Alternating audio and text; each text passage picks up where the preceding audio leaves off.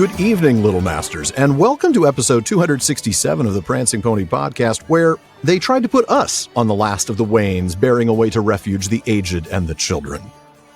And guess which one of us is which? Oh. Pull up a bench in the common room and join us, guys. I'm Shaun Gunner, the Mayor of Mickle-Delvin, and I'm here with the Man of the West, who is wise and learned in the scrolls of lore and song after his many years of doing it, Alan Sisto. I'm not sure people would agree on the song part there, Shaun, but am I yet a man of hardihood and swift judgment in the field? Let's hope the fate of Middle-earth doesn't depend on that. Indeed. Folks, tonight we are going to join Pippin and Beregond in an elegant episode of excellent exposition in the fifth part of Minas Tirith, the first chapter in The Return of the King. And some of you are hearing this show for the very first time. And to those, we bid you a very warm welcome. Here at the Prancing Pony Podcast, we are reading, talking, and often joking our way through Middle-earth a few pages at a time. That's right. We take a deep dive into the lore. We explore how the story came to be, talk about our favorite themes, and a lot more. But in a light-hearted and fun way, like friends chatting at the pub. Mm-hmm. And we're glad you've joined us. And I'm sure you'll be glad you joined as well. But before we get to tonight's chapter discussion, it's time for a segment we haven't done in a while, Questions Before Bedtime.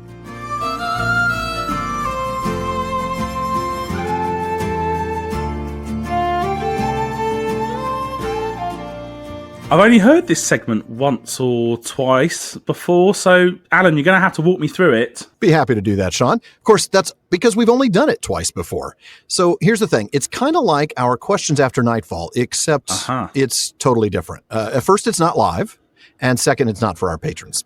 And it looks like it's not a full episode either. So I guess, Alan, it's not like your Questions After Nightfall at all. Totally fair. So after hearing the questions that our own kids had come up with about Tolkien's works, Shaun and I, back in the day, wanted to give an opportunity for our youngest listeners to ask us the questions that are on their minds as they read the books, watch the movies, or even the TV show.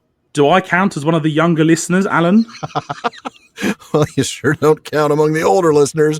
I guess so. All right. Well, let's go ahead and hear this week's question. Hi, my name is Jai, and I have a question. I was watching the Rings of Power show and saw Miriel tell Galadriel to look into a stone called a palantir. Galadriel saw a vision of Numenor being destroyed by waves. Is this how palantirs work? And Alan, I think I recognise that name. Yeah, well, that's because that's my 10-year-old son, Jai. Since our own kids' questions were the inspiration for Shaun and I to create this segment, I thought I'd give him a chance after a year's wait. And since he's been watching The Rings of Power with me, he wanted to know about the palantir. Do they give visions to the people who use them? So, Shaun, let's dive in. Right, so in Shaun's absence, let's start off with a little word nerdery. The name is Quenya, and it means far-seer, with the elements palan, far and wide, and tir, to watch over. And you may recognise palan from the ship that Tar Aldarion had, called the Palaran, which is the Far Wanderer.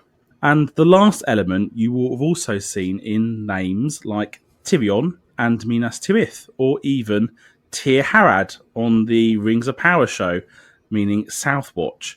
But the plural is not with an S, for those of you who are familiar with Elvish, but with an I, so Palantiri. Thank you for the word nerdery, Shaun. The question, of course, is do they give vision? So let's start by acknowledging that they allow vision. That is, they allow the users to see, but only see. In the section on the Palantiri and Unfinished Tales, we read, alone the Palantiri could only see. They did not transmit sound. Now, they did allow people to hear others in a way, right? Correct, yes, in a way. So in the same section of Unfinished Tales, in note 21, we read, two persons, each using a stone, in accord with each other, could converse, but not by sound, which the stones did not transmit. Looking one at the other, they would exchange thought. Not their full or true thought, or their intentions, but silent speech. The thoughts they wish to transmit, already formalised in linguistic form in their minds, or actually spoken aloud, which would be received by their respondents, and, of course, immediately transformed into speech, and only reportable as such. And I love that. Of course. Well, of course that's how they're going to be transformed. Of course. I mean, it's not going to be transformed into like a ticker going across the bottom of the guy's vision. How could it be any other way, Alan? That's right. Well, they can see quite a bit, but the usage of them, it turns out, is quite the challenge. We read that the concentration required to use them, especially to see any sort of detail, was, quote, very tiring and might become exhausting.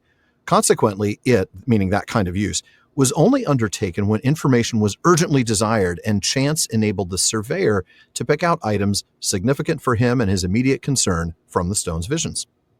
But what about seeing into the future? Yeah. Like what Miriel and Galadriel saw in the Palantir in the Tower of Armenelos. After all, in Of the Rings of Power and the Third Age in the Silmarillion, a favourite of the Prancing Pony podcast. Absolutely. So much so it has its own acronym, right? That's Otrapada. I wasn't going to go with the acronym Alan Sisto Man of the West, but... We do acronyms whenever we can. All right. We might have some newbies here today. That's fair. So in there, in the Silmarillion, we read... Now these stones had this virtue, that those who looked therein might perceive in them things far off, whether in place or in time. Aha.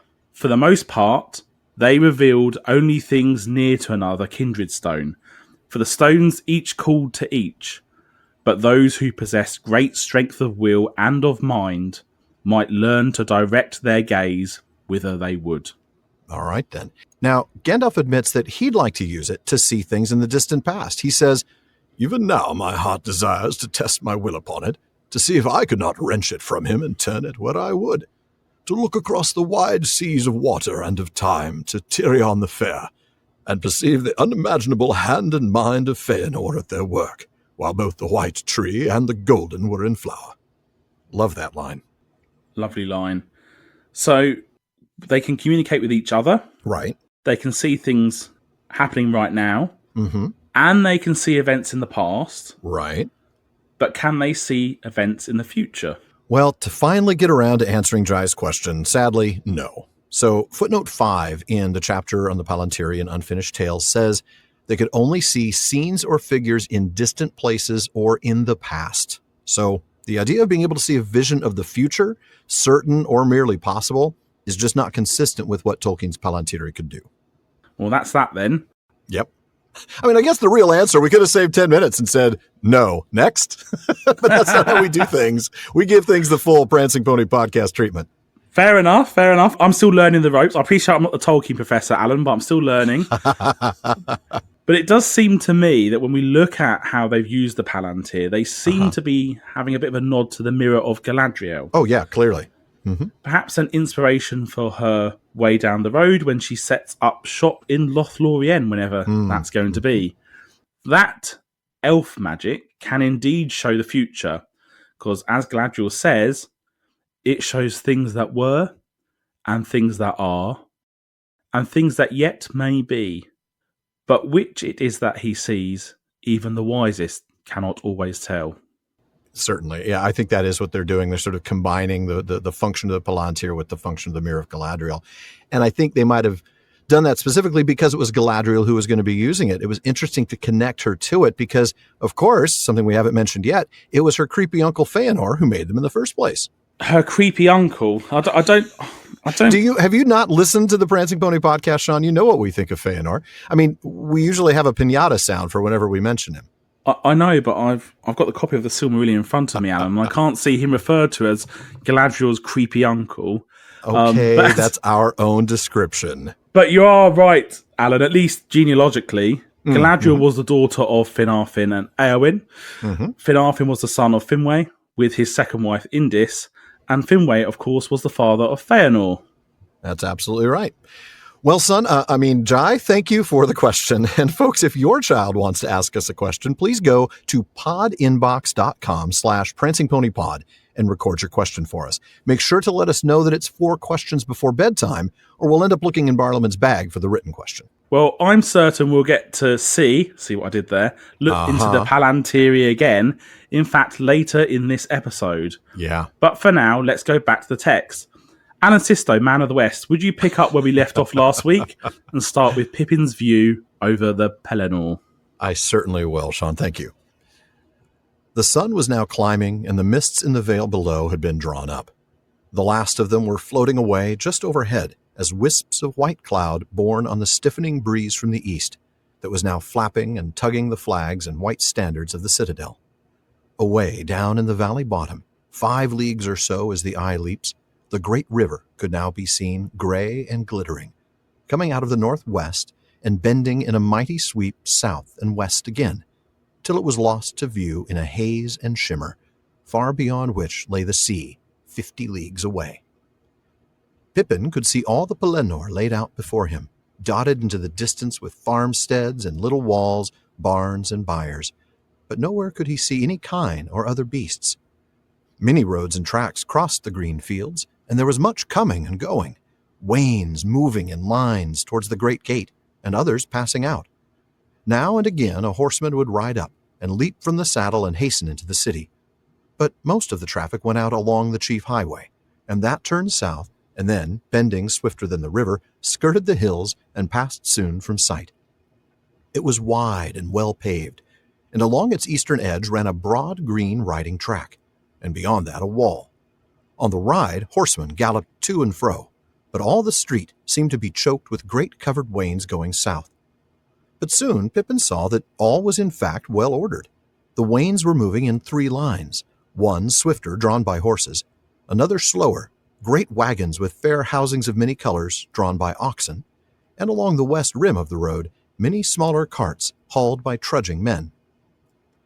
"That is the road to the vales of Tumladen and Lossarnoch, and the mountain villages, and then on to Lebenin," said Beregond. "There go the last of the wains that bear away to refuge the aged, the children, and the women that must go with them. They must all be gone from the gate, and the road clear for a league before noon. That was the order. It is a sad necessity." He sighed. "Few, maybe, of those now sundered will meet again. And there were always too few children in this city. But now there are none, save some young lads that will not depart, and may find some task to do. My own son is one of them." All right. Well, Shaun, why don't you take us back to the beginning of that passage, and we'll kind of go through it. Well, I fancy getting an apartment up there. The view is pretty impressive after all. You're not kidding. 700 feet above the plain, yeah. Yeah, it's a lovely morning. The sun's still climbing up. The mists are gone. Mm-hmm. Slight breeze from the east, and the Anduin is visible. So they say 5 leagues. That's about 15 miles off. Right, curving around from the northwest, southwards, then southwest. Sort of in a semicircle there, yeah. Yeah, semicircle in the distance. And the sea is some 150 miles away. Yeah. That's a long ways off. I mean, you sort of think of Gondor as being not really coastal, but you think of it as being relatively close to, say, Pelargir. But it isn't. I mean, 150 miles is no short distance. Yeah, 240 kilometers or so. Yeah. So then we switch explicitly to Pippin's view now as he looks down on the Pelennor, right? And we see the farmlands that he and Gandalf saw on their way in. And we even get one of those words again, the byres, right? He sees the barns and the byres. But he doesn't see any cattle. That's the kine. He also doesn't see any of the other animals, so no sheep or goats or any other beasts. But he does notice a lot of roads and tracks with a lot of traffic. He sees wains. Now, for those of you who don't know, wain is just another word for wagon, the same origin, actually. He sees these wains headed in and out of the gate. That's right. It does feel like this is action-packed. They're getting ready for war. This doesn't feel like it's the large pastoral plains in front of Minas Tirith that you would probably expect in peacetime. Mm-hmm. The wagons are coming in and out. We don't necessarily know what's in all of them, but I imagine we can probably guess in preparations for war. Mm-hmm. And most of that traffic's heading outwards on a wide paved highway. And it turns south after the gate along the ridge of the hills. Right. And there was a track next to that for riders as well. So yeah, I thought that was an interesting little infrastructure touch there, right? I mean, okay, we've got the road for the wains, but we have a riding path right next to it. Useful. But they're heading southwards, right? And presumably maybe then back round towards the west. Yeah. Essentially further away from Mordor. Essentially, that seems to be the plan here. It's protecting the people, moving out of the city, moving southwards, and then the road, we're told, aren't we, it bends back round towards the west. Kind of towards the southwest, or almost south, but with a little bit of a western curve. You're right. Yeah, we're talking about war refugees here, really. And it looked a little chaotic at first, but I thought it was interesting. Pippin does eventually notice that there's a pattern that's here. We see the faster wagons in one line. These are the horse-drawn, smaller wagons. Then we get the larger wagons pulled by oxen. They're going to be going a little slower than the horses. And then you've got these poor guys trudging along with carts in the slow lane, really struggling to get everything down. But you got to get out of the city, right? This is a time where those who are too old and unable to fight, as well as too young, and the women that have to go with them are going to be making this journey.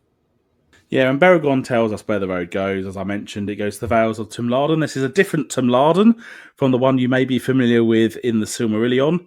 Yeah. And Lossarnoch. And we then know about there's mountain villages, and it goes to Lebanon as well. And right. I know I'm not the Tolkien professor, Alan, but has the Tolkien professor told you anything about these that we need to be aware of? Well, actually, we talked about them together a few episodes back in 264. Just a quick reminder for our listeners and for you, Shaun, apparently, since you didn't listen to it.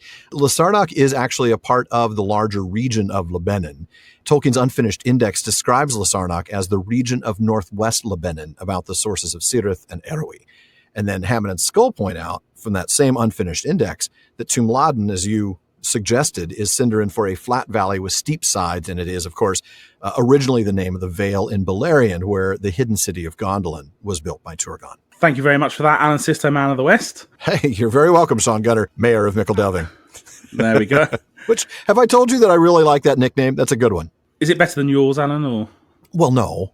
Beregond does it go on to explain why the road is so full.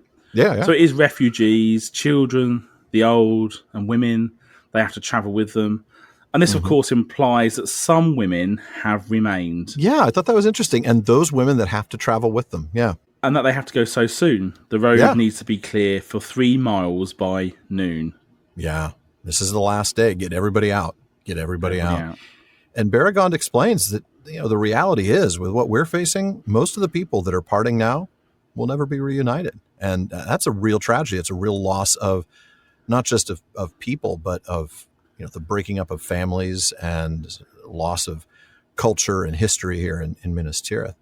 And then he has an interesting comment, right? There were never a lot of kids in this city. But now, of course, there are going to be virtually none. I mean, except for my son, right? And a handful of others. But talk to me a little bit. What do you think about this fact that this was never a city with a lot of kids? Yeah, so I think when we look at the history of Minas Tirith, even going back to its name, this is a city that was perhaps never really thought of as being a home necessarily for people and families. This is literally a city that's on guard duty now. That is the purpose of this place. Obviously, originally it had a very different, and maybe when it was founded by Elendil and Isildur and the Númenóreans. Even then, though, it was just sort of an auxiliary place to Osgiliath. I see it more as this is almost a garrison now, and in fact, the families and children, a bit like when you have garrisons or army outposts, they will have some families there, and actually now they're just saying, no, we need to ensure that everybody who's here actually needs to be here. And of course, we do know at least one woman that stays, which of course is a healer that we come across later on in the story. Yeah. Eorith, much later. Much later, but it's a signal there that actually the people that were staying, where they were women that may not have been used in battle, but would be used for healthcare, which of course we would know. So it does go back to the sense that this is, if it wasn't almost a military facility before, it now is becoming one. It's exclusively a military facility now. You're absolutely right. And a head of government, if you will, right? I mean, this is still the capital in the sense that the governance operates out of here. But you're right. Outside of that and the military, everybody else is gone. And they're going to the suburbs, right? They're going to Pelargir. They're going to Lebanon. They're going to Lossarnoch. They're going to the mountain villages in order to escape, hopefully. And at least, I mean, arguably, if Minas Tirith falls, there's really no point in hiding anyplace else. The rest of the West will fall. Well, we know that troops come in from those places to Minas Tirith to help defend the city. And of course, what we're told is there's no men there. These people leave the city. There's no protection. So you're exactly right, Alan. If Minas Tirith did fall, I think the forces of Sauron could just sweep through the rest of Gondor fairly easily with actually not so much resistance. Yeah, relative speed. That's true. Beregond has a few words to say on that later, so we'll come back to that. But for now, we're going to go ahead and take a quick break.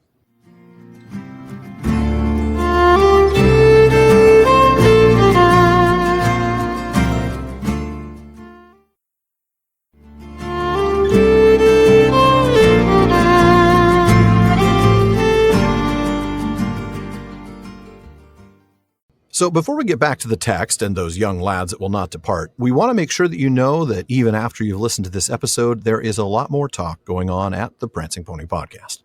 The PPP has an amazing listener community, always coming up with great questions and discussions across all our social media spaces. Check out our common room on Facebook, our dedicated subreddit, Twitter, and more. Now on Facebook, just look for the Prancing Pony Podcast. Follow the page to get our news, but be sure to join the group to get yourself involved in some great discussions. Or if you prefer Reddit, you can find us there at Prancing Pony Pod. On Twitter and Instagram, we're simply at Prancing Pony Pod. Now, please be sure to check out the Rings of Power wrap-up as well. That's my new podcast with Sarah Brown and James Tauber, where we discuss, analyze, and speculate all about Amazon's television adaptation of J.R.R. Tolkien's Middle-earth. And Alan, James, and Sarah take deep dives into the lore behind the show, or the lore that should be behind the show. Mm-hmm. They talk about the themes and characters, and a lot more. So look out for the Rings of Power wrap-up and subscribe wherever you listen to podcasts. And check out at Rings Wrap-Up on social media for more. Now, it's been a while since we've talked about this, but I wanted to remind everybody, Shaun Marchese and I are still writing a book. Alan, sorry, when are we going to write a book? Am I next on the list? You replace one Shaun with another Shaun? Yeah. If the publisher gives me a good enough deal, I'll write one with you. Though I have to say I am booked up for a little bit. Oh, I'm sorry. Sorry, not sorry. Now, Shaun, that's the Lord of the Mark, Shaun, and I are working on Why We Love Middle-earth, and it's going to be coming out in the middle of next year sometime. We are really excited. And to be fair, Alan, I am really excited as well. We've got a lot of wonderful books in Tolkien fandom, biographies, academic studies, and all kinds of speciality works. But what you're doing is a little bit different, isn't it? It really is. With the Rings of Power out now, we believe that a brand new group of viewers are going to be looking to learn more about the rich world of Middle-earth fandom, not just the books, which we're excited about. We want people to read the books. That's why the PPP's been around for so long. But the Prancing Pony Podcast presents Why We Love Middle-earth is going to be a guidebook for those diving into Middle-earth for the first time or looking for more information on a specific aspect of Tolkien's works and of the fandom. The book's going to be a collection of short chapters, each serving as an introduction to a different book, a topic of study, or a fan interest, drawing readers deeper into Middle-earth as they read along with us. And being the privileged person that I am, Alan has given me a sneak peek into the book. And Alan, you're going to be talking about the books, of course, but also the adaptations, books about Tolkien, art, games, online communities, and even events such as the Tolkien Society's Oxenmoot. Absolutely. In fact, maybe I'll even get a quote from you later for the book.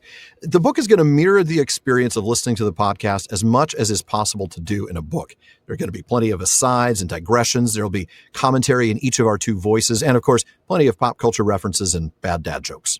I am really looking forward to those bad dad jokes, Alan. And indeed, I'm looking forward to the whole book. I was going to say, I hope more than just that. Thank you, Shaun. And so were we, of course. A pre-order should be available soon, so please keep an eye out on our socials and on our website for more information. For now, though, let's go ahead and get back to the text. Shaun, could you pick up where I left off? They fell silent for a while. Pippin gazed anxiously eastward, as if at any moment he might see thousands of orcs pouring over the fields. "What can I see there?" he asked, pointing down to the middle of the great curve of the Anduin. "Is that another city, or what is it?" "It was a city," said Beregond. "The chief city of Gondor, of which this was only a fortress. For that is the ruin of Osgiliath, on either side of Anduin, which our enemies took and burned long ago. Yet we won it back in the days of the youth of Denethor, not to dwell in, but to hold as an outpost, and to rebuild the bridge for the passage of our armies. And then came the fell riders out of Minas Morgul." "The Black Riders," said Pippin, opening his eyes, and they were wide and dark, with an old fear reawakened. "Yes, they were black," said Beregond, "and I see that you know something of them, though you have not spoken of them in any of your tales." "I know of them," said Pippin softly. But I will not speak of them now, so near, so near. He broke off and lifted his eyes above the river, and it seemed to him that all he could see was a vast and threatening shadow. Perhaps it was mountains looming on the verge of sight, their jagged edges softened by well nigh 20 leagues of misty air. Perhaps it was but a cloud wall, and beyond that again a yet deeper gloom. But even as he looked, it seemed to his eyes that the gloom was growing and gathering, very slowly, slowly rising to smother the regions of the sun. So near to Mordor, said Beregond quietly. Yes, there it lies. We seldom name it, but we have dwelt ever in sight of that shadow. Sometimes it seems fainter and more distant, sometimes nearer and darker. It is growing and darkening now, and therefore our fear and disquiet grow too. Understandably, I might add. This is definitely a heavy time for them. It's always a threat on the background, but it's elevated right now. So let's go back to the beginning of that passage. Pippin's looking to the east, and he's asking if what he sees is another city. And in fact, it is. Beregond explains, I should say, indeed it was. It's not is anymore. It's very much a past tense. Beregond explains that Osgiliath, what Pippin is looking at now, was once the chief city of Gondor, and that Minas Anor at the time, now Minas Tirith, was only a fortress. Osgiliath had been taken by the enemy and burned long ago, but Denethor took it back to hold it as an outpost. And I think this is a perfect time for a sidebar on Osgiliath. And I'm going to start with a bit of word nerdery, of course. Ost means fort or citadel. You'll recognize that from a ton of other place names. Gileath is a little different. It's also a combination of things. It means hosts of stars, and that comes from Gil, meaning star, right, in Gil-galad, for instance, and the plural ending of ath. So Osgiliath, the fort of the host of stars. Bit like Dagor Nuin Gileath, the battle in the First Age, Lords of Beleriand, the battle under the stars. The battle under the stars, that's right. And Beregond, unsurprisingly, is right in calling this the chief city. Tolkien himself used those words, the chief city, when he described Osgiliath in Of the Rings of Power on the Third Age in the Silmarillion. We have an Otrapada sighting again. All right. And let's set the stage a little bit here. Numenor has been destroyed, and the faithful, led by Elendil and his sons Isildur and Anarion, were cast ashore on the coasts of Middle-earth. Elendil landed in Lindon and established the realm of Arnor in the north. That's right. Isildur and Anarion landed in the south and brought their ships up the Anduin, establishing the realm in the south that we now know as Gondor. That's right. So we read then that the chief city of the southern realm was Osgiliath, through the midst of which the great river flowed. And the Númenóreans built there a great bridge, upon which there were towers and houses of stone, wonderful to behold, and tall ships came up out of the sea to the quays of the city. I love that. The vision of Osgiliath in its prime is something I would love to see. And maybe that's something we'll see in like season 5 of Rings of Power, right? I mean, we're going to have to see the founding of Gondor, and to see a bridge so majestic, so large that it has on the bridge itself, are towers and stone houses. What a magnificent setting this must be. Absolutely. And particularly when we only ever think of Osgiliath as a city of ruin. Exactly. When you imagine it in your head, you're imagining a ruined stone city. I love the description of the houses of stone on the bridge. It reminds me of there's a bridge in Bath in Somerset, which has houses on the bridge, and there's other places in the UK and in other parts of the world that have got that similar. Oh, that's cool. It's a cool and fantastic thing to behold, right? Because when you're on the bridge, you do not know you're on a bridge. Yeah. It's an engineering marvel, really, especially when you think back to when something like that would have been made. These days, of course, we wouldn't be putting houses on bridges, not here at least. And it does, in terms of the description of the city, it does make me wonder just how large it was. Oh, yeah. When we talked about the description of Minas Tirith, we actually, yes, it's got height, but actually we don't necessarily have a sense that these streets were that massive. In comparison here, the fact that these tall ships came up and it has its own quays to the city alongside the river, presumably. Yeah, yeah. And this wasn't just, as we heard there, that like Minas Tirith, which was only a fortress. This was the chief city. This must have been huge and marvellous and magnificent. And I'm brought to mind of an image not too dissimilar of Gondolin in its prime here. Oh, yeah. You know, Absolutely. a city of white stone. You know, yes, this one's on a river as opposed to in a valley, but again, interestingly, we know from the names that are used in Gondor of not just Tumlarden, but of some of the stewards and the kings. They do reuse names of heroes. And Oh, yeah. Ecthelion comes to mind, right? From the First Age. Yeah. You do wonder if Osgiliath did have, like, were they thinking about something in the past? You know, because it doesn't say that they were trying to recreate something from Numenor. No, you're right. They might have been building something even further back than that, inspired, I should say, by something further back. Because again, by this point, the faithful are the ones that escaped the fall of Numenor. There's a lot of desire to maybe get away from some of that, at least to some extent. But coming back to this little sidebar, we read that the brothers built the fortresses, right? These would be Minas Ithil and Minas Anor. Well, personally? Yeah. Well, they did it all themselves? Well, I suspect they hired some general contractors. It's like we'll find out later about Remendikil building the Argonath. I don't think he actually went out there and carved them himself, but that's what the text says, right? Okay, so the brothers got these fortresses built. Minas Ithil, which of course we know in the Third Age is Minas Morgul, and Minas Anor, that's Minas Tirith. We learned that they shared the realm between them, and their thrones were set side by side in the Great Hall of Osgiliath. So even though those were the fortresses they had built, they had their thrones. The seat of government was Osgiliath. Now, after Sauron first took Minas Ithil in Second Age, 3429, this isn't the time you're thinking of, probably, Anarion was able to hold Osgiliath and drive the enemy back. Now, that was right before the last alliance of elves and men. So after the defeat of Sauron, Minas Ithil was restored for now. And at that point, for more than 1,000 years into the Third Age, Osgiliath remained the largest and most important city in Gondor and its capital. But it did begin to decline after Third Age 1437. During the kin strife, Castamir besieged the city, starving out Eldacar and burning the city. Now, in the course of all this, sadly, the Stone of Osgiliath, the Master Stone, was lost in the Anduin, and it was the greatest of the 7 Palantiri that were brought to Middle-earth. And then about 200 years later, in Third Age 1636, the Great Plague struck, and the city saw more loss.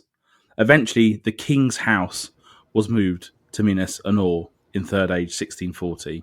And after Minas Ithil was taken once more in Third Age 2002, Osgiliath became a place of ruins and a city of ghosts.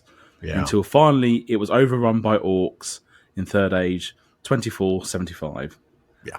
And the steward Boromir, and not the Boromir you might be thinking of, defeated the orcs, and the part of the city on the near side of the river remained under control of Gondor, with a garrison established there to defend the crossing. That's right. But finally, on the 20th of June, Third Age 3018, Sauron attacked Osgiliath, and this is right about the same time that Thranduil was attacked, and Gollum escaped. Yeah. And right after Faramir and Boromir both had their prophetic dreams. That's right. And really, in hindsight, that was the beginning of this war, wasn't it? That was the first move.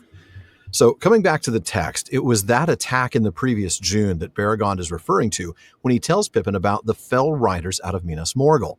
Now, he calls them Fell Riders, and that makes Pippin wonder if he means the Black Riders. And he is, rightly, suddenly afraid. We really get that sense as we read Pippin's reaction. Now, Beregond notes this. He recognizes that Pippin knows what he's talking about, and he observes that, hey, you know what I'm talking about, but you've not said anything. And Pippin acknowledges, yeah, you're absolutely right. I don't want to talk about them. Not so close to that, and he's pointing. And I get that, right? I mean, there's definitely a posing and threatening presence with Mordor, and he doesn't even want to name it. We get this short but powerful description of the growing gloom, and I really want to draw your attention to that because this gloom is definitely growing. Tomorrow is March 10th, what's going to be known in hindsight as the Dawnless Day, as the darkness for Mordor spreads. That's going to last. It's going to remain in place until the morning of March 15th. That's right, but Beregond has no qualms about naming it Mordor. Yeah. Though he acknowledges that they don't often call it by name. Right. Reminds me a little bit of Harry Potter here. He who shall not be named. And yet is often named nonetheless. Yeah, exactly. But they can't avoid naming it. They're living right by it. It's their opposite. They're in its shadow. And that shadow is growing. Yeah. It's causing fear and disquiet. And of course, they can see literally what happened to Osgiliath. Oh, yeah. And he does speak specifically about the attack that they had, which he says less than a year ago by the Nazgul in June 3018, and we're now in March of 3019, and it costed them some of their best men. Absolutely. And again, from Beregond's perspective, he will have known some of these men. They may have been his friends, they may have been family members. But of course, he does mention that Boromir drove them back from the near shores, managing to hold this side of the fortress. Yeah. But of course, what did that cost them? Yeah, it cost them a lot of men. Cost them a very great deal of men. And it's one of the reasons why they don't have the forces in defense that they might have now. And we're going to see how that impacts them later this season. Exactly. So, Alan, do you want to take us back into the text? I do. I'm going to pick up, I'm going to skip the rest of that paragraph and pick up with Pippin asking about the beacons. So Beregond points out that, this is where the chief onslaught of the war, right? This is where the first battle is going to be fought. And Pippin wants to know when that is. Have you a guess? For I saw the beacons 2 nights ago and the errand riders. And Gandalf said that it was a sign that war had begun. He seemed in a desperate hurry, but now everything seems to have slowed up again. Only because everything is now ready, said Beregond. It is but the deep breath before the plunge. But why were the beacons lit 2 nights ago? It is over late to send for aid when you are already besieged, answered Beregond. But I do not know the counsel of the Lord and his captains. They have many ways of gathering news, and the Lord Denethor is unlike other men. He sees far. Some say that as he sits alone in his high chamber in the tower at night, and bends his thought this way and that, he can read somewhat of the future, and that he will at times search even the mind of the enemy, wrestling with him. And so it is that he is old, worn before his time. But however that may be, my lord Faramir is abroad, beyond the river on some perilous errand, and he may have sent tidings. But if you would know what I think set the beacons ablaze, it was the news that came that eve out of Lebanon. There is a great fleet drawing near to the mouths of Anduin, manned by the Corsairs of Umbar in the south. They have long ceased to fear the might of Gondor, and they have allied them with the enemy, and now make a heavy stroke in his cause. For this attack will draw off much of the help that we look to have from Lebanon and Belfalas, where folk are hardy and numerous. All the more do our thoughts go north to Rohan, and the more glad are we for these tidings of victory that you bring. So as we often say, there's a lot to unpack here. Shaun, you want to take back to the beginning of that passage and we'll get going? Absolutely. So Beregond acknowledges that the chief onslaught of the war is coming, likely through Osgiliath. That's right. And Pippin, naturally curious as we know he is, he wants to know from Beregond when the war will come. And he knows, he saw the beacons, obviously, when he was riding with Gandalf. We know that he saw those. Yeah. He's also seen the errand riders that they passed Gandalf as well when they were riding. Right. So did Pippin expect to arrive in a besieged city? Did he really understand what was coming? That's a good point. I mean, if he thinks that war has already begun, was he expecting to arrive at a city where there would be battle outside the gates? Was he thinking that they were going to have to ride through an actual war zone in order to get into the safety of the city? I don't know. He doesn't seem surprised when they arrive, let's say, at the Ramas Ekor. No, but at the same time, Gandalf wasn't particularly forthcoming in explaining things to him on that, ride. So, I mean, of course, we may not have had the full description of their conversations, but it didn't feel like Gandalf was particularly forthcoming. So perhaps Pippin is a little bit more wise of the world now after everything that's happened at Isengard, for instance, everything that he's been through. Perhaps he's a little bit sharper about what to expect, or maybe he's just picked up 3 things through the city. Perhaps we won't ever know. It's interesting though that he's asking about the beacons, and he mentions that things have slowed down since he saw the beacons, right? That not much has happened. I thought the city was at war, but we're not at war. And then we get Beregond's line, a line that I love, and that Jackson and his team loved enough to give to Gandalf in the movies, about the deep breath before the plunge. It's very much that sort of tense moment, waiting for this thing to happen. But Pippin asks as a follow-up question, if the war hasn't actually started, why light the beacons? Now, before you get to answer that and tell us why, and it's a common sense reason, I want to do a quick sidebar and let you know that in editions before 2005, and that unfortunately includes the Mariner paperback that I've been reading, Pippin mentions that he saw the beacons last night. Now, Hammond and Skull point out that Christopher Tolkien explained in The War of the Ring that Tolkien's original text had the beacons fired on the last night of Gandalf's ride.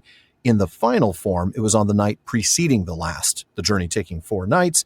And so, when Pippin woke in the dawn beside the wall of the Pelennor, another day of hiding and a night of journey had fleeted by. So it really actually was 2 nights ago. But some of you, many of you, might have a volume that says, I saw the beacons last night. But why light them? Why light them if we're not at war? Tell me, Shaun. Well, Beregond has got the answer. You can't call for help when you're already besieged. So you've got to do it before. Late, exactly. We know how long it will take Rohan to prepare their men and ride to Gondor's aid. Yeah. So, really, they perhaps should have asked a few days before. Yeah. But how could they have known what was coming? Yeah, or when, exactly. You ask for it too far in advance, and you're arguably asking too much of your allies to show up ready for battle, and there isn't one, and they're supplied only for X number of days, and now what? They're going to run out of food, they're going to run out of materiel. It's a real problem. So, yeah, they're trying to time this right, and arguably they got it a day or two late, knowing how quickly Theoden could gather his men. But then Beregond starts to talk about the intelligence services of Minas Tirith. I have to think, is this like MT5 maybe, or maybe it's the GIA, Gondor Intelligence Agency? Maybe I'm not so much looking forward to those dad jokes, but that is fair, Shaun. That is fair. Whatever they're called, he's pretty clear that it's Denethor. Denethor is unlike other men. Yeah. We can recall Gandalf saying something similar, that he is not as other men of this time, Pippin. By some chance, the blood of Westernest runs nearly true in him. He has long sight. And then Beregond says here that Denethor sits alone in the tower, able to look into the future, and even search and wrestle with the mind of Sauron, causing Denethor to be warned before his time. Yeah, we've talked about this before, of course. Denethor is using a Palantir, and he's being deceived by Sauron, though I do want to note to his credit, he's not being subjugated the way Saruman had been. And that comes back to something we've touched on before, in that Denethor actually had the legal and moral authority to use the stone, whereas Saruman did not. And that certainly made Denethor more able to defend himself against the powers of Sauron. But I really like the footnote in Unfinished Tales, and it's footnote 13, that explains this being warned before his time. The use of the Palantiri was a mental strain. Now, we talked about that actually in the intro, right? That it's exhausting. The use of the Palantiri was a mental strain, especially on men of later days not trained to the task. And no doubt, in addition to his anxieties, this strain contributed to Denethor's grimness. It was probably felt earlier by his wife than by others and increased her unhappiness to the hastening of her death. Now that is tragic, because so much of the problems that we see with Denethor and Faramir, I think, are related to Denethor's inability to get beyond to properly mourn and get past the death of his wife. And now he's got these 2 sons and he loves one more than the other. I think a lot of this is tied up in bad family dynamics. And yet we learn here that he is in a part responsible for the early death of his wife. Very, very sad. It is sad indeed. But Beregond also mentions Faramir, that he might have sent some news as well. That would trigger the firing of the beacons. But Beregond has a theory as to why they were lit 2 nights ago. News came from Lebanon. There's a fleet of Corsairs approaching the mouths of the Anduin. Oh no! Corsairs of Umbar! I think this calls for a sidebar, Shaun. What do you think? I think so. So who are these Corsairs? Where is Umbar? And why are they allied with Sauron? Let's bring you all up to speed on this, because not surprisingly, there's a lot to unpack. Now, earlier we'd mentioned the kin strife and the rebel Castamir, and we ought to go back to the kin strife to establish the origins of the Corsairs of Umbar. Shaun? So the roots of the strife go back to Third Age 1250. Yeah. Appendix A, which is the source of all the fantastic history tells us that this was the year that King Remendekil II, the King of Gondor, who had the Argonath built, Alan, not built it himself, Fair. sent his son Valakar as an ambassador to dwell for a while with Vidugavia, a northern prince, and make himself acquainted with the language, manners, and policies of the Northmen. But Valakar far exceeded his father's designs. He grew to love the northern lands and people, and he married Vidumarvi. Is it Vidumarvi? Vidumavi? Vidumarvi? Don't know. Somewhere in there. Somebody has to edit that, probably. Daughter of Vidugavia. Vidugavia? Oh, I don't know. We'll figure this out, Sean. What did I say before? Vidugavia? I don't know. I think you went with a long A. I think you went Vidugavia. I don't know. I'm thinking Vidugavia, but I don't know. But it's not Elvish, so the rules don't apply. The same pronunciation rules don't apply, That's true. do they? Yeah. And this is very much a Gothic name, right? I mean, this is descended out of Gothic. He married Vidumarvi, daughter of Vidugavia. It was some years before he returned. From this marriage came later the War of the Kinstrife. Well, that is one way of putting it. I mean, Gondorians already looked down on these middlemen, the Northmen as middlemen, and the idea that their king would marry somebody of lesser race was a huge problem for them. I mean, after all, she would have a much shorter lifespan than the Dunedain, and folks were concerned that his descendants would therefore also be short-lived. So in Third Age 1432, when Valakar's, and this is in air quotes, half-breed, okay, that's what they called him. That's what Castamir called him. So when Valakar's half-breed son Eldakar succeeded his father as king, that unrest became open rebellion. Eldakar's cousin Castamir was the leader of this rebellion, and he had the support of the southern regions of Gondor, Umbar, Pelargir, and the other coastal territories. 5 years later, as we mentioned earlier, Castamir's siege of Osgiliath led to the loss of the Dome of Stars and the Osgiliath Stone into the Anduin. Castamir seized the throne, and Eldakar fled to Ravanion. 10 years after that, in Third Age 1447, and I hope you're taking notes of these, because I'm going to test you later. That's right, there will be a quiz, folks. There will be a quiz. Eldakar returned with an army. In the meantime, Castamir had become deeply unpopular. Oh, yeah. We read, Castamir had not long sat upon the throne before he proved himself haughty and ungenerous. He was a cruel man, and he caused Ornendil, son of Eldakar, to be put to death, and the slaughter and destruction done in the city at his bidding far exceeded the needs of war. Wow. But not only did Eldakar have an army of Northmen within, but he gathered many of the subjects of Gondor as well. Yeah. We are then told that there was a great battle in Lebanon at the crossings of Eri, in which much of the best blood of Gondor was shed. Eldakar himself slew Castamir in combat, and so was avenged for Onendil. But Castamir's sons escaped. Of course they did.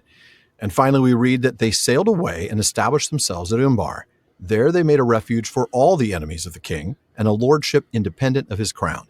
Umbar remained at war with Gondor for many lives of men, a threat to its coastlands and to all traffic on the sea. And that last bit is important too, a threat to all traffic on the sea. They were pirates. They were Corsairs. Hammond and Skull tell us that in nomenclature, Tolkien notes that the Corsairs of Umbar are imagined as similar to the Mediterranean Corsairs, sea robbers with fortified bases. Yep, pirates. It's an interesting insight into perhaps Tolkien's views on racism. Because this was essentially a racist war, right? This is what Castamir did not like who Eldakar was marrying, did not like the blood that was coming into Gondor. The fact that there would be some Northman blood coming in, right? That's a very good point. I mean, it's clear that the fact that he viewed Eldakar as a half-breed, that shows you right there the level of vitriol, the level of bitterness and anger, and the sort of depersonalizing, right? He's saying that Eldakar is not only not worthy of being the king, but he's really denigrating him even just as an individual. That's right, who he chooses to marry. Yeah, I mean, that's a big reason to start a war. Well, wars have started for a lot less, but yeah, I think you're right. There's a very good point here that Tolkien is making. Right, should we get back to the text? So they are allied with Sauron now, the Corsairs that is, and Of course, they've hated Gondor for generations because they didn't like who a previous king married. And their attack will cause Gondor's defences to weaken. Oh, of course. I mean, the more populous regions of Lebanon and Belfalas now have to defend themselves against these attacks from the Corsairs, and so they can't send as much help. And that's why, Beregond points out, we've got to rely on Rohan and hope they respond. And that's why we're so happy that you have some good news. But I'm going to have you pick up, Shaun, as we get to a terrifying moment in this particular conversation. And you're going to pick up halfway through this next paragraph. This is a great war, long planned, and we are but one piece in it, whatever pride may say. Things move in the far east beyond the inland sea, it is reported, and north in Mirkwood and beyond, and south in Harad. And now all realms shall be put to the test, to stand or fall under the shadow. Yet, Master Peregrine, we have this honour. Even we bear the brunt of the chief hatred of the Dark Lord. For that hatred comes down out of the depths of time and over the deeps of the sea. Here will the hammer stroke fall hardest. And for that reason, Mithrandir came hither in such haste. For if we fall, who shall stand? And Master Peregrine, do you see any hope that we shall stand? Pippin did not answer. He looked at the great walls, and the towers, and brave banners, and the sun in the high sky, and then at the gathering gloom in the east, and he thought of the long fingers of that shadow, of the orcs in the woods and the mountains, the treason of Isengard, the birds of Evil Eye, and the black riders even in the lanes of the Shire, and of the winged terror, the Nazgul. He shuddered, and hope seemed to wither. And even at that moment, the sun for a second faltered and was obscured, as though a dark wing had passed across it. Almost beyond hearing, he thought he caught high and far up in the heavens a cry, faint but heart-quelling, cruel and cold. He blanched and cowered against the wall. "What was that?" said Beregond. "You also felt something." "Yes," muttered Pippin. "It is the sign of our fall, and the shadow of doom. A fell rider of the air." "Yes, the shadow of doom," said Beregond. "I fear that Minas Tirith shall fall. Night comes. The very warmth of my blood seems stolen away." Moment of real despair, and I think we're going to talk a little bit about that when we get to it. But then going back to the beginning of the passage, Beregond talks to Pippin about the bigger picture as he looks all the way around geographically. I mean, he's looking north, he's looking east, he's looking south. And he points out that the fact that Isengard attacked Rohan should clue us in that there is a bigger strategy here. This isn't border pillaging. This is preparation for a full-scale massive war. And we're just a single movement in this war. We're not the entirety of it, despite our own self-importance as Gondor. I mean, take a look. There's been movement all over the map. We know that there's movement in the east beyond the inland sea. Now, the unfinished index here says that he's referring to the Sea of Rhûn, not just the Sea of Nurden, which is also sometimes called the Inland Sea. In the north, there's movement in Mirkwood and even beyond that. In the south, all the way in Harad, we are all going to be tested. All of us, all around the world, we're going to be tested against this force of evil. We will stand or fall. And now I can't get that song from the Fix out of my mind. I'll do you a favor and not sing it, though, right? All right. Thanks, Alan. Yeah, thank you. Interesting there, just how aware of the wider world Beregond is. Yes. Interesting, right? That a soldier in Gondor knows what's happening on in the rest of the world. And as we learn later on, just an ordinary soldier, right? He's not a captain or anything along those lines. He's just an ordinary guy. Ordinary guy, but an ordinary guy that, despite the negative truths of his statement, he appears to take a genuine and real pride in one thing, that Sauron hates us more than anyone else. And it's not Gondor, the place, it is the people. Oh, yeah. The people of Gondor, the Gondorians, because this is an ancient hatred that goes back to Numenor and the Numenorians. He is weirdly proud of this, that Sauron hates them more, because Sauron knows that they are standing up to him. This was why Gandalf was in a hurry to get there, because if they fall, who else can stand? Yeah, that's a very good point. He knows the hammer stroke will fall the hardest, and that's why he says to Pippin, do you see any hope that we shall stand? It's an interesting question why he asks Pippin that. I mean, I think he does look up to Pippin. I mean, obviously not physically. He looks up to Pippin in the sense that Pippin is a world traveler. He has experienced combat. He has done things that, earlier make it clear that Beregond was quite surprised by this. And so I think there's an admiration there and a little bit of you're an experienced guy, right? You're an old campaigner. Do you see any hope? What do you think about all this? I mean, I guess this is really only a place to start that discussion, isn't it? Because hope and despair are going to come back over and over and over throughout this whole sequence of events. And it's interesting that Pippin, he doesn't answer. And actually, I think for Pippin, yes, he's seen the world around him. And there is always that usefulness, right, of asking someone, an external person, for their opinion on anything in life. And is Beregond just doing that? He sees someone there who's not from the city, who's been around the block a bit, because he's seen a lot more Middle-earth than presumably Beregond has. Right. Let's get his opinion. But I wonder how Beregond felt when he heard or didn't hear Pippin's answer, that reaction. That's true, because Pippin didn't answer at first, right? I mean, he's looking around, first at Minas Tirith itself. He's looking at the good, right? He's looking at Minas Tirith, the walls, the towers, the banner, the sun. Then he's looking at the gloom. Yeah, he's almost taking it all in, isn't he? Yeah. Like everything around him. And I actually got a sense there that when he was looking around, his just looking around was part of him trying to assess. Yeah. He's weighing it all in the balance. I can see all these good things around me, but he can also see some bad things, can't he? Right. He sees the gloom and he thinks about the orcs. I mean, obviously he had very, very strong firsthand experience with orcs. He thinks of Saruman's treason and the Black Riders. And as this happens, we read that hope seemed to wither right as the sun's light begins to falter. And that's not a huge surprise. I think we often see the correlation between light and hope.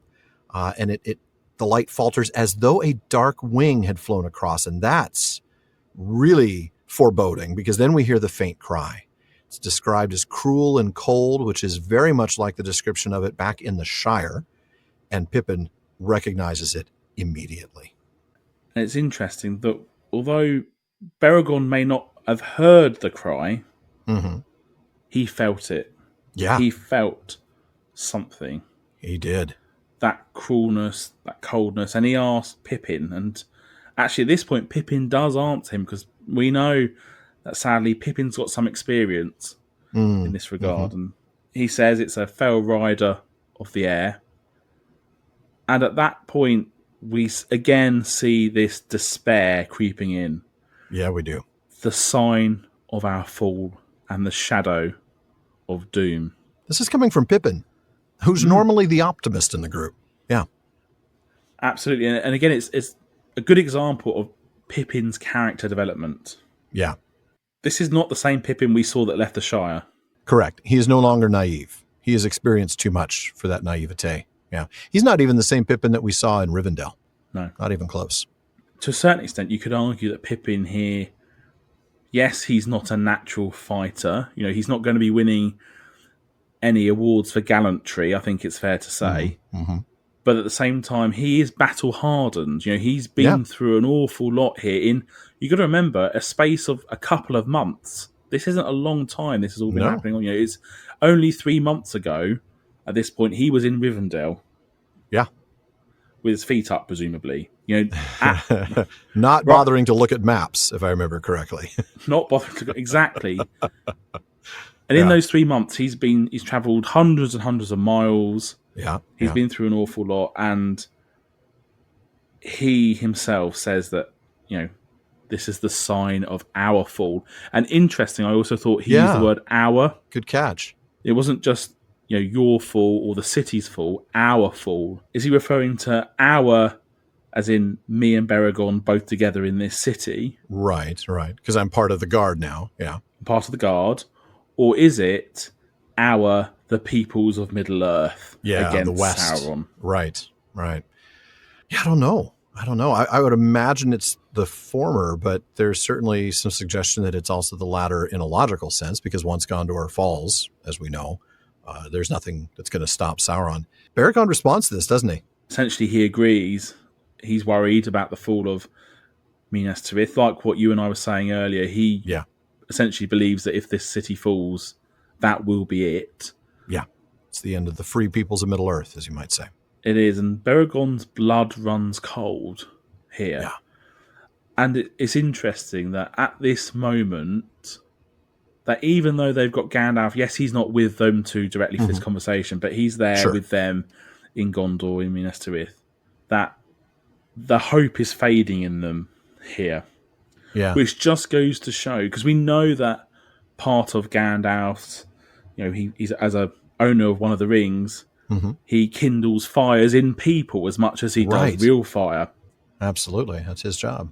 And even though Pippin knows Gandalf's here to help them and we know everything that he does, this isn't moving them. And all they're doing here is they're just looking out. It's not like they're seeing armies of orcs approaching them at this point. They're just looking out at essentially a gloomy sky and a sense that a Nazgul has flown overhead. But that's the key, isn't it? It's really the Nazgul, because we'll see not only does this despair come on them suddenly, and it's related to the power of the Nazgul, when he leaves, things will change in a little bit. And I think this speaks to the importance of that particular power of the Nazgul, right? The Nazgul have this ability to deprive men of hope. And I think this is precisely because hope itself is so important. It becomes the weak link. If you can attack hope, if you can take away hope, you take away a lot more than if you, let's say, have some tactical advantage. Having a tactical advantage is one thing, but being able to take away the hope of your opponent to win, that's a guaranteed victory right there, if you can actually maintain that. And obviously Gandalf's going to have a much more difficult time now kindling those fires, because each one is going to be put out by the Nazgul that fly over. You're absolutely right, Alan. And I think it's really important. Again, we're seeing that theme of hope that runs through the story and what the impact is when we have the loss of hope. Yeah, absolutely. With that in mind, how do Beregond and Pippin continue this conversation, Alan? Oh, it's good. We get the return of hope, and I can't wait to get to this. For a time, they sat together with bowed heads and did not speak. Then suddenly Pippin looked up and saw that the sun was still shining and the banners still streaming in the breeze. He shook himself. "It is past," he said. "No, my heart will not yet despair. Gandalf fell and has returned and is with us. We may stand, if only on one leg, or at least be left still upon our knees." "Rightly said," cried Beregond, rising and striding to and fro. "Nay, though all things must come utterly to an end in time, Gondor shall not perish yet. Not though the walls be taken by a reckless foe that will build a hill of carrion before them. There are still other fastnesses, and secret ways of escape into the mountains. Hope and memory shall live still in some hidden valley where the grass is green." "All the same, I wish it was over for good or ill," said Pippin. "I am no warrior at all, and dislike any thought of battle. But waiting on the edge of one that I can't escape is worst of all. What a long day it seems already. I should be happier if we were not obliged to stand and watch, making no move, striking nowhere first. No stroke would have been struck in Rohan, I think, but for Gandalf." "Ah, there you lay your finger on the sore that many feel," said Beregond. "But things may change when Faramir returns. He is bold, more bold than many deem, for in these days men are slow to believe that a captain can be wise and learned in the scrolls of lore and song as he is, and yet a man of hardihood and swift judgment in the field. But such is Faramir. Less reckless and eager than Boromir, but not less resolute. Yet what indeed can he do? We cannot assault the mountains of yonder realm. Our reach is shortened, and we cannot strike till some foe comes within it. Then our hand must be heavy." He smote the hilt of his sword. Pippin looked at him, tall and proud and noble as all the men that he had yet seen in that land, and with a glitter in his eye as he thought of the battle. Alas, my own hand feels as light as a feather, he thought, but he said nothing. A pawn, did Gandalf say? Perhaps, but on the wrong chessboard. On the wrong chessboard, indeed. All right, let's go ahead and go back to the beginning of that passage, Shaun. What do we have here? So we have Pippin and Beregond, they're sitting together, Yeah. silently, with bowed heads, and they are having that sense of despair. Yeah. Almost defeat already. They're just hanging their heads. Like you imagine a football team, and I'm thinking, of course, American football, but you could also draw soccer into this if you wanted to. But, when a team's down, let's go with soccer. They're down 6-0. There's 2 minutes left in extra time, and they're just hanging their heads. There's not a chance. That's what's happening here. They're already defeated, aren't they? They are, but Pippin looks up, and interestingly, it's described as looking up suddenly. Yeah. Like he felt it, or something changed in him at that moment, and he sees that all is not yet lost.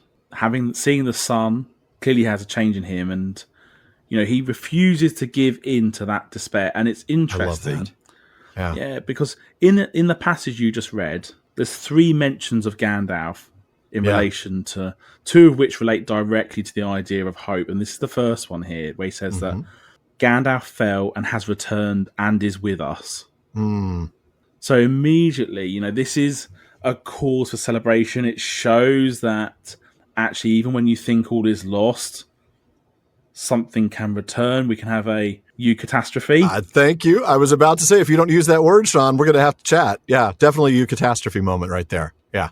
And Pippin is determined. He's a little guy, but he says, we may stand even only on one leg. Yeah. This is a Beowulf moment, right? This is backs against the wall. Absolute. It doesn't matter if it means we're going to die. We're still going to survive. We're still going to win, even if we die doing it. Yeah. And Alan, can you think of any good pop culture references that you might compare this one to? Well, I think this one's pretty obvious, folks. I think the Black Knight comes to mind, and one cannot help but imagine Pippin standing there as the Black Knight with one leg, and then finally with no legs, saying, all right, Sauron, we'll call it a draw. But I do love this glorious sense of determination to stand, even when on one leg or none, one literally could not stand. He's still not going to give up. And there is something elastic in his hope, right? There's something that rebounds from this moment of despair even more strongly than he had before. You could sense before the Nazgul this feeling of impending doom, not necessarily loss, but very much a fearful feeling. And then it's capped off with this moment of despair. But now we get a moment of more hope than he had even before they got into the city. I think this is sort of like the high hope moment in recent memory for Pippin, but it is a fantastic moment. What do you make of Pippin being the first of the 2 to have this hope? So just circling back on the Nazgul, yeah, I think this is a really interesting moment because it's one of the few times in the story we often hear about the Nazgul as servants of Sauron who are hunting, searching, or fighting. But this passage really emphasizes their impact and their importance just in diminishing the will of the opposition. Yeah, their mere presence alone. Yeah, this isn't about them as fighters here, or even as captains.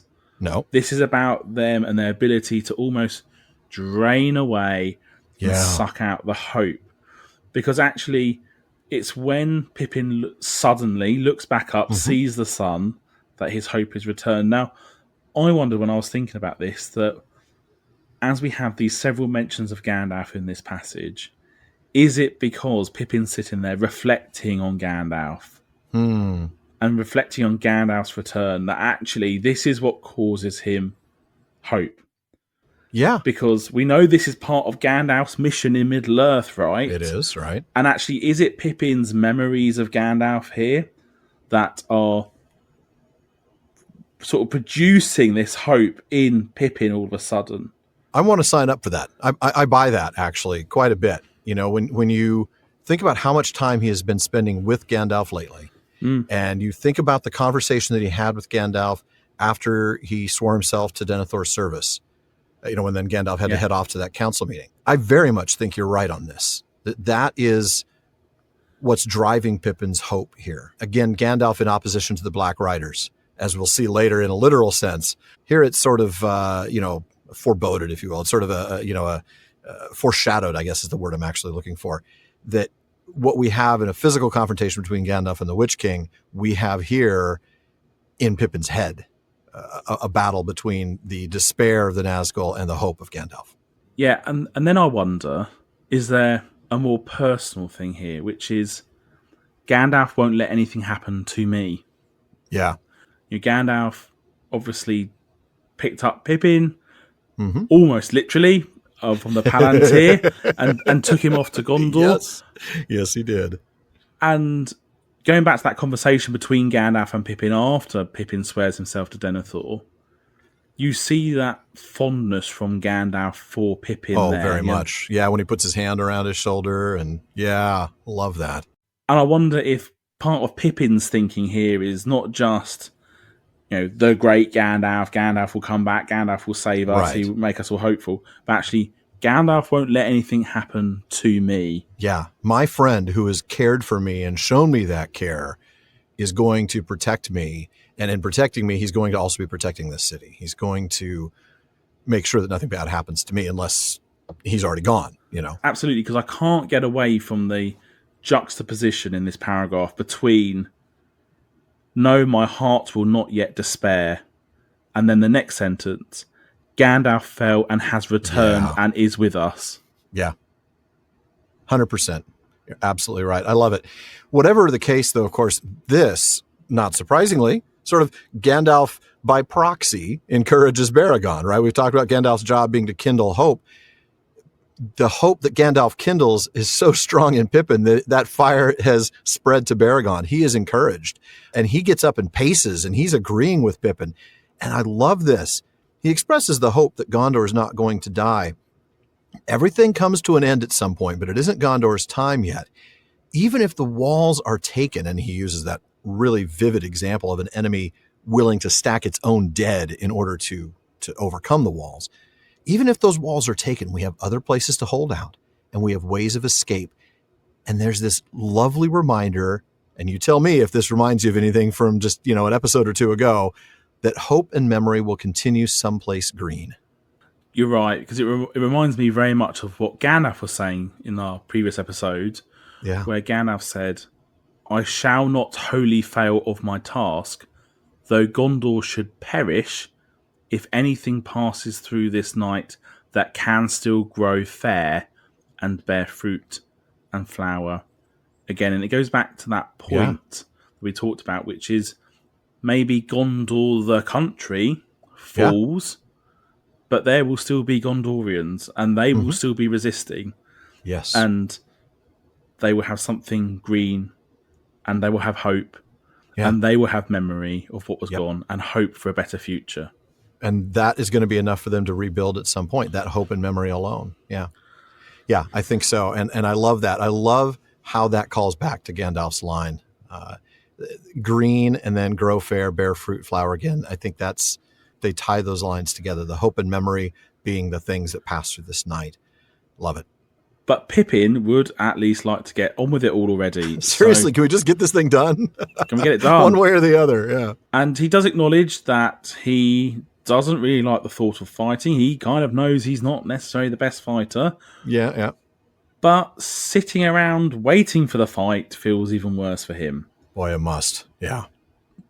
So he points out some of the inaction of the good guys. Yeah. Saying that even if it weren't for Gandalf, nothing would have been done in Rohan either. Again, that reference of Gandalf's importance in the story. Yeah. And of course, he's right. I mean, at first you think, really? Well, Rohan would have still had to defend themselves against Saruman. But then you remember, without Gandalf healing Theoden, none of that happens. They just get overrun. Yeah. That's right. And Erkenbrand coming back in Helm's Deep. Gandalf's crucial to this story. Absolutely crucial. Yeah. This prompts Beregond to say that there are a lot of folk in Gondor who feel the same. Yeah. Yeah. And again, interesting insight from Beregond here, that the way this character seems to work in the story is to give Pippin and us as the reader an insight into the people of Gondor. Yes. So Denethor gives us an insight into the government of Gondor and the leadership of it. But Beregond here acts as a kind of spokesperson for the reader of the people of Gondor, telling us about the land, telling us what the people are doing, telling us some of the history, and now what they are thinking and feeling. Yeah. So just an interesting narrative technique there from Tolkien, that this is Beregond's function, because actually, in lots of ways, Beregond isn't necessarily that useful a character to the narrative, right? No. In the sense that you could take Beregond out of the story of the Lord of the Rings, and broadly speaking, it's pretty easy to find workarounds for any of the things that he does within the story, right? That's true. Yeah. But actually, this is the function that he's performing. The function he's performing is he is a Gondorian providing insights into the Gondorians. Yeah, that Gondorian perspective is very important for us because we don't know anything. As people who follow the Hobbits all the way along, primarily their point of view. Getting a point of view of a Gondorian really does help us to understand everything from the threat of Mordor to the pride that they feel, to the fear and the increasing fear, and yet also to the hope. Yeah. And it's one of the few times in actually the whole story outside of the Shire do one of the main characters just have more casual conversations with another character, right? They're not talking to another member of the Fellowship or another person in leadership position like Galadriel or Denethor or Faramir. Yeah. We're seeing a really interesting insight here. And there's actually something really quite warm and wholesome and hearty about their conversations, right? Which is something very Hobbity, something very like you'd expect this in the Shire if it weren't talking about war, And they've become very friendly with one another quite quickly. Yeah. There's a real personal connection between them. The fact that Beregond asks Pippin, a person he hardly knows, to give Pippin's assessment on the future of the city and his country. That's a very good point. Yeah. It shows how quickly this relationship has been built up between them. Now, I don't know if it's just because that they're fortunate in their interpersonal dynamics. Is it just because Beregond values Pippin's experience?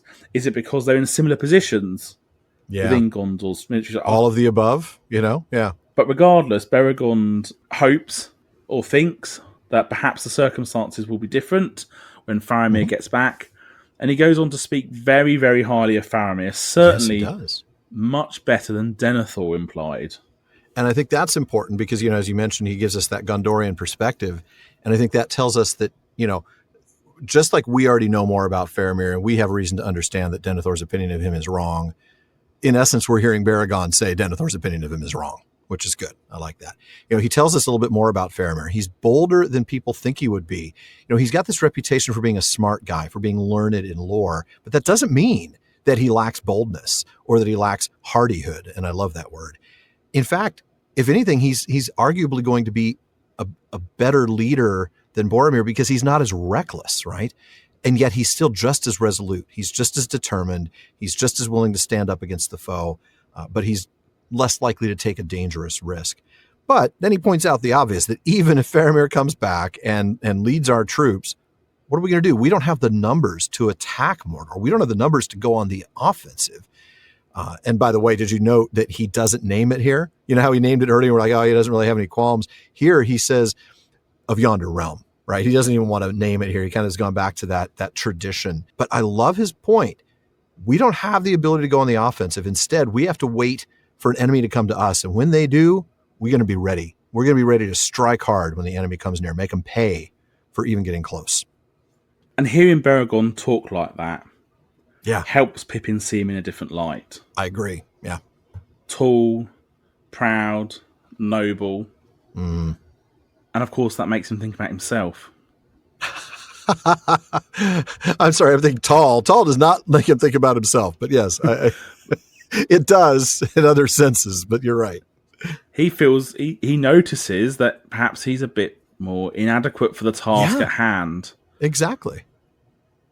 Our hand must be very heavy versus as light as a feather. Right. That's right. We continue with that chess analogy again. So again, we've got evidence that somebody in Middle-earth invented chess, and explicitly mentioning a chessboard. Yeah, so much for the idea that it's a game with pawns that's similar to chess. No, it's clearly chess. Yeah, it's clearly chess. Mentioning pawns and the moves on the board. Right. And by the way, folks, we did not find anything. I dug pretty deep. I couldn't find anything explaining the rationale of chess being present in Middle-earth in the Third Age. So, sorry, I don't have anything on that. But Shaun, would you take us into the last reading? In this particular moment, Beregond has invited Pippin to come and eat with him. I shall be glad to come, said Pippin. I am lonely, to tell you the truth. I left my best friend behind in Rohan, and I have had no one to talk to or jest with. Perhaps I could really join your company. Are you the captain? If so, you could take me on, or speak for me. Nay, Beregond laughed. I am no captain. Neither office, nor rank, nor lordship have I, being but a plain man of arms of the 3rd Company of the Citadel. Yet, Master Peregrine, to be only a man of arms of the guard of the Tower of Gondor is held worthy in the city, and such men have honour in the land. Then it is far beyond me, said Pippin. Take me back to our room, and if Gandalf is not there, I will go where you like, as your guest. Gandalf was not in the lodging, and had sent no message. So Pippin went with Beregond, and was made known to the men of the 3rd Company. And it seemed that Beregond got as much honour from it as his guest, for Pippin was very welcome. There had already been much talk in the citadel about Mithrandir's companion, and his long closeting with the Lord. The rumour declared that a prince of the halflings had come out of the north to offer allegiance to Gondor and 5,000 swords. And some said that when the riders came from Rohan, each would bring behind him a halfling warrior, small maybe, but doughty. Though Pippin had regretfully to destroy this hopeful tale, he could not be rid of his new rank, only fitting, men thought, to one befriended by Boromir and honoured by the Lord Denethor. And they thanked him for coming among them, and hung on his words and stories of the Outlands, and gave him as much food and ale as he could wish. Indeed, his only trouble was to be wary, according to the counsel of Gandalf, and not to let his tongue wag freely after the manner of a hobbit among friends. As though that's never happened to Pippin before. Yeah, good stuff.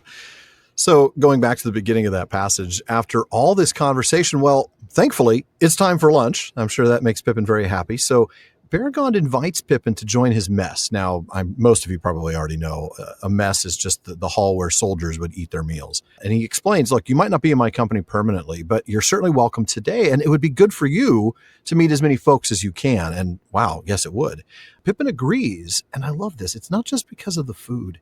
And he misses Merry. He misses that camaraderie. He misses that companionship. And he is definitely going to find that in a bunch of fighting men of Gondor, isn't he? He is, and he asked if he could join Beregond's company, because he is lonely, but Beregond isn't the captain. No. It's not his decision to make. No. But just because he's not the captain doesn't mean that Beregond isn't massively proud. Oh, yeah. His role. He says that even being a plain man of arms is very worthy, and such men have honour in Gondor. Yeah, as they should. Right, but Pippin, he expresses a bit of humility here. Oh, yeah. Says that he wants to check back at the room first to see if Gandalf's there, which is in itself interesting. Does he need Gandalf's permission? Is he just missing Gandalf because he says he's mentioned that he was lonely? Yeah. But just an interesting little perspective there, because actually there's not necessarily a reason for him to need to see Gandalf at this point. That's a good point. I mean, Gandalf's not going to want to join them in the mess. I can't imagine him eating with the soldiers of Gondor there. So it feels interesting to me that, although Pippin has pledged his loyalty and his service to Denethor, a little insight there, perhaps that's not fully the case as we go on to find out later in the story. Yeah, his ultimate loyalty is going to be to Gandalf. You're right. It is, but Gandalf's not in the rooms and he hasn't left a message. So Pippin thinks he's very happy to head off for lunch with Beregond. Of course, because there's lunch involved. So he's introduced to the third company and he's welcomed, right? And it's interesting, we find out that there are already a bunch of rumors about him. These have spread despite his being in town just for a few hours, right? I mean, he gets through the Ramas Ekor at dawn. He meets with Denethor a little before 9 o'clock and it's lunchtime and the rumors are already there. Of course they are. He's Mithrandir's companion. He's had this long chat with Denethor. And as a result, the rumor is he's a prince of the halflings. He's bringing 5,000 swordsmen. And some people think that on each of the laps or on each of the horses of the Rohirrim is going to come a little hobbit warrior, small but dowdy, which I love. I mean, of course they would be, but I can't imagine the Shire producing 5,000 warriors at any given time. But I do want to come back to one of the reasons this rumor spread. And it was, like we talked about before, this use of the informal you that Pippin did with Denethor, and the fact that, of course, he would have done that also with Ingold back at the Ramas Ekor, with the soldiers at the gate, if there was any communication with them. It would have gotten around that, of course, he must be a peer, right? He must be at least as high in rank as Denethor. He must, but Pippin shatters that myth. Yes, he does. Okay, let's fix that right now. I mean, as much as perhaps he secretly would have been quite satisfied for them to all believe it, but he does, let them know that that's not quite the case. Yeah, probably better that I disappoint you now, right? This is. But nonetheless, being a friend of Boromir and being honoured by Denethor does, in any case, give him honour in the city. He's able to tell stories about the Outlands and get all the food and drink he wants. Well, there's a Pippin thing. Yeah. Yeah, it's a home away from home already. Yeah, it is. And they hang on his every word, which Gandalf would have warned him about. He remembers this. Gandalf's advice was to be wary. So he's avoiding talking about some of the most sensitive topics. Yeah. Presumably he's not telling them all about Frodo's little plan with the ring. And the ring. And Aragorn, the guy who's the king of your country, who's coming back. Hopefully he's not saying any of these things, right? I think he can spend most of his time simply talking about the terrible experience with the orcs, being kidnapped by the orcs, dragged back, and then, his time with Treebeard. Maybe they can tell some stories about the Ents. It'd be a lot of fun to be part of that conversation, no doubt about it. We've spent 20 pages of the book, of the story, in 3 hours. Yeah. It shows how important Tolkien is placing Pippin's introduction to Gondor and his relationship and meeting with Beregond in the story. Think there are many, many more significant events in the whole narrative that don't get that much to take a half a page. You're absolutely right. Yeah. You think about Gandalf's fall with the Balrog, that's pretty much done in a page. Yeah. Page and a half. This is 20 pages of him meeting Denethor, then meeting Beregond, going around the city, having breakfast, having lunch, talking to people, thinking about hope and despair. What all of this is doing is just teaching us about Gondor.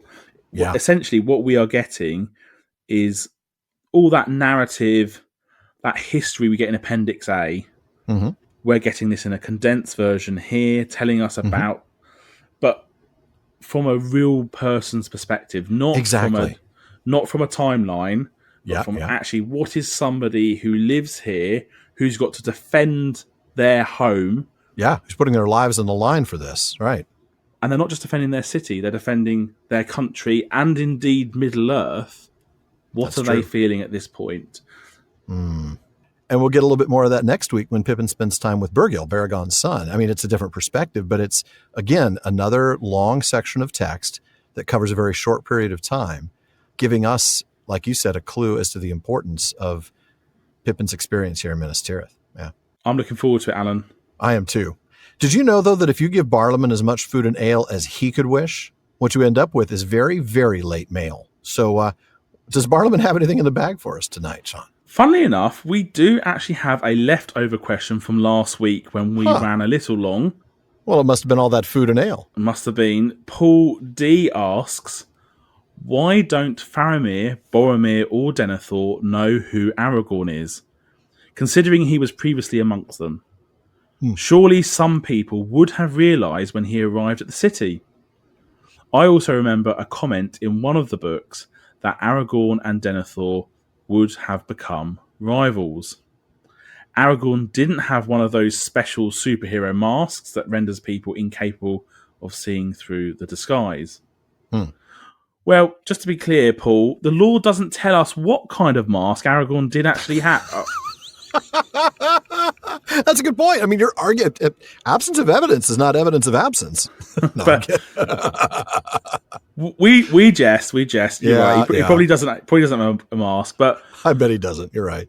I guess we should start by taking a look at why Boromir didn't recognise him at first. Yeah. I mean, he was the first one to would have seen him, right? Yeah, so Boromir was looking straight at him at the Council of Elrond, and if he'd seen Aragorn before, he might remember him. Boromir was born in Third Age 2978, but we know from the Tale of Years that it was in the years 2957 to 2980 that Aragorn undertakes his great journeys and errantries. As Thorongil, he serves in disguise both Thengel of Rohan and Ecthelion II of Gondor. So Boromir was only a toddler at the time, no more than 2 years old, when Aragorn ended his term of service in Gondor. That's a good point. Though I also want to point out the line that as Thorongil, he serves in disguise. So maybe he does have that superhero mask. No, okay, all right. Look, here's the thing, though. Obviously, if Boromir was only 2, Faramir wasn't even born yet. And in fact, Denethor wasn't even steward. Now, he would have been around, and he certainly would have been old enough to know. He was born in 2930, so he was between the ages of 27 and 50 during Aragorn's time there as Thorongil. But still, Aragorn was operating in disguise and under an assumed name, and it's now 40 years later, or almost 40 years later. So would Denethor have recognized Aragorn by sight had he still been alive when Aragorn entered the city? Well, look, that one we just don't know. More than likely, yes. If nothing else, he might have seen him through the stone. But here's the thing. The question does give us a chance to look back to Aragorn as Thorongil, and that's always a fun thing to do. So in Appendix A, this is what we read about that time. In much that he did, he had the aid and advice of a great captain whom he loved above all. Thorongil, men called him in Gondor the Eagle of the Star, for he was swift and keen-eyed and wore a silver star upon his cloak. But no one knew his true name, nor in what land he was born. He came to Ecthelion from Rohan, where he had served the king Thengel, but he was not one of the Rohirrim. He was a great leader of men, by land or by sea, but he departed into the shadows whence he came, before the days of Ecthelion were ended. Thorongil often counseled Ecthelion that the strength of the rebels in Umbar was a great peril to Gondor, and a threat to the fiefs of the south that would prove deadly if Sauron moved to open war. At last he got leave of the steward and gathered a small fleet, and he came to Umbar unlooked for by night, and there burned a great part of the ships of the Corsairs. He himself overthrew the captain of the haven in battle upon the quays, and then he withdrew his fleet with small loss. But when they came back to Pelargir, to men's grief and wonder, he would not return to Minas Tirith, where great honor awaited him. And the text continues. He sent a message of farewell to Ecthelion, saying, Other tasks now call me lord, and much time and many perils must pass ere I come again to Gondor, if that be my fate. Though none could guess what those tasks might be, nor what summons he had received, it was known whither he went. For he took boat and crossed over Anduin, and there he said farewell to his companions and went on alone. And when he was last seen, his face was towards the mountains of shadow. There was dismay in the city at the departure of Thorongil, and to all men it seemed a great loss, unless it were to Denethor, the son of Ecthelion, a man now ripe for the stewardship, to which after 4 years he succeeded on the death of his father. And later on we're told, at the time many thought that Thorongil had departed before his rival became his master, though indeed Thorongil had never himself vied with Denethor, nor held himself higher than the servant of his father. And in one matter only were their counsels to the steward at variance. Thorongil often warned Ecthelion not to put trust in Saruman the White in Isengard, but to welcome rather Gandalf the Grey. But there was little love between Denethor and Gandalf, and after the days of Ecthelion, there was less welcome for the Grey Pilgrim in Minas Tirith. Therefore, later, when all was made clear, many believed that Denethor, who was subtle in mind and looked further and deeper than other men of his day, had discovered who this stranger Thorongil in truth was, and suspected that he and Mithrandir designed to supplant him. I love that story. We got the humble Aragorn out on his errantry, honestly trying to prove himself to Arwen, I think, or to Elrond for that matter, doing mighty deeds without seeking credit. It's great stuff, and I wish we could spend even more time with that, but how cool is that? It is cool, but why did nobody just ask him who he was? It's a bit like Anatar, right, making the weeds. Did nobody think just to ask? So, like, who are you? You know, perhaps they clearly knew he wasn't from Gondor or from Rohan. Right. Why not just say, mate, can you tell us your real name, please? Like, who are you? It feels like they could have solved a lot of this challenge if they just had asked the question. But do you think he would have said, "My name is Aragorn, son of Arathorn, and I am the rightful king of Gondor"? I don't think he was ready to say that yet. Maybe, but at the same time, he was in Gondor for 23 years? Yeah, long time. Did they not notice the lack of aging? That was his time as Thorongil, so some of that would have been in Rohan. But yeah, I mean, let's call it at least 10 years, maybe more. I mean, I don't know about you, Alan, but people tend to age between the ages of, over 23 years. That's true. He would have been in his, let's see, it's now nearly 40 years later, so he would have been 48 when he left, or 49, something like that. He would have been in his late 40s, so he would have gone from being in his late 20s to being in his late 40s. I don't know about you, but I aged a heck of a lot between my late 20s and late 40s. I've not got there yet, Alan. Oh, so shut up. Just shut up. That was brutal. You set me up, man. You set me up. Wow. Well played, sir. Well played. No, you're right. I mean, people would age, and he would have aged a little less drastically than others, being of the Dunedain. Yeah, that would have certainly raised questions, one would think. Denethor certainly didn't like him. No, he certainly didn't. But at the same time, if Denethor had discovered who the stranger was, as mentioned in that last quote, right? Why did Denethor not mention it more specifically to Gandalf when they met? Because at the same time, you're going back earlier on to the earlier chat in this conversation, we saw that actually the Beregond suggested that it was the Corsairs that persuaded Denethor to light the beacons. Right. But Denethor's farsightedness appears not to extend to those ships, or at least who might be on them. That's true. I mean, maybe it could go the other way, right? Maybe Denethor knows exactly who's on them, and that's why he's called for a backup cavalry to stop them. You never know. That is an interesting point. Yeah, we can't have the king come back, that's for sure. Oh man. Interesting stuff. I like that. It was a good chat for sure. Good conversation. And I hope that we were able to answer your question, but we do have just that one question tonight. That's all we have time for this week. And that wraps it up for another episode of the Prancing Pony Podcast. But please be sure to join us again next week when Pippin meets a rather bold boy by the name of Beregond, who, one would hope, has since learned his lesson about threatening to stand strangers on their heads. That's a good point. Yeah. Folks, Alan Sisto and I would want to thank the members of Team PPP, editor Jordan Rennells, Barlam and Becca Davis, along with our team of research assistants, social media Casey Hilsey, event and Patreon community coordinator Katie McKenna, graphic artist Megan Collins, and website guru Phil Dean. Now, Megan has done a fantastic job helping with new graphics, a top-to-bottom rebranding, and some chapter-specific artwork that is just awesome. Phil, in the meantime, has completely revamped the website, so be sure to check it out. Great content and an incredibly great new look. We still have our show notes, our outtakes, and there's even 2 whole new seasons of outtakes. We've got Prancing Pony Ponderings and our online storefront where you can get all kinds of brand new PPP merch. And you're going to want to visit our library page. The Prancing Pony podcast is first and foremost a podcast about the books. So if you're interested in a book we've mentioned on the show, you'll find a link to it in our library. And we do get a small amount of compensation when you make your purchase, and we thank you for that. Indeed we do. Now we also want to thank our patrons at the Kierdance contribution tier. I'm going to start with DeMay in Alaska, James in Virginia, Tamsin in Minnesota, Chad in Texas, Lance in New Jersey, Paul in Colorado, Jerry in Texas, Mario in Utah, B in California, Joseph in Texas, Kathy from North Carolina, Lori from Washington, Carlos in California, Brian in the UK, and Ned from Connecticut.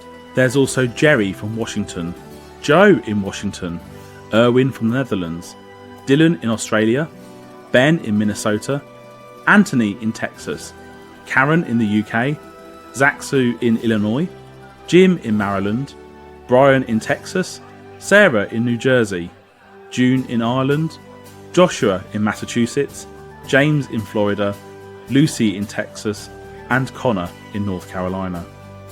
Thank you all so very much for your support. Indeed, thank you.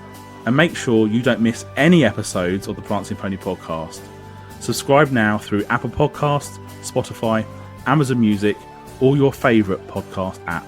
And one last thing as always, don't forget to send your thoughts, comments, and most of all the food and ale we could wish to Barliman at theprancingponypodcast.com. And if you want your voice literally heard, well, just send us audio of your question. Visit podinbox.com/prancingponypod and record your question for us. And please be sure to still email the question to Barliman. Now, Barliman's become a lot more reliable in recent years, but there's still a lot of mail to sort through, so we'll try to get you as soon as we're able. Now, as always, this has been far too short a time to spend among such excellent and admirable listeners. But until next time. Bye-bye for now.